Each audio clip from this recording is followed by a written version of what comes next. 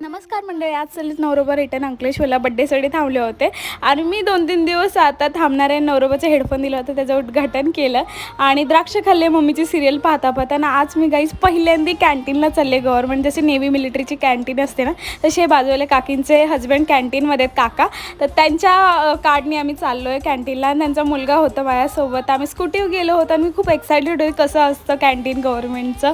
आणि बाहेर बॅग ठेवायला अशी जागा असते, तुम्हाला तिथे बॅग ठेवायची, आतमध्ये अलाउड नाही आणि 2च जण कार्डवर अलाउड असतात आतमध्ये. आणि सेम डीमार्टसारखं असतं, डिस्काउंट सगळे ब्रँड नसतात तिथे, काय ब्रँड नव्हते तिथे मी पाहिलेले.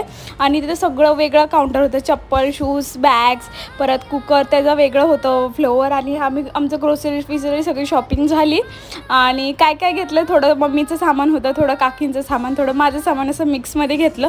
आणि घरी आल्यानंतर आजीकडे गेली होती खाली, रात्री वडापाव खाल्ला आणि हा बाबू रात्री आल्यानंतर मस्ती केली आणि असा दिवस संपला.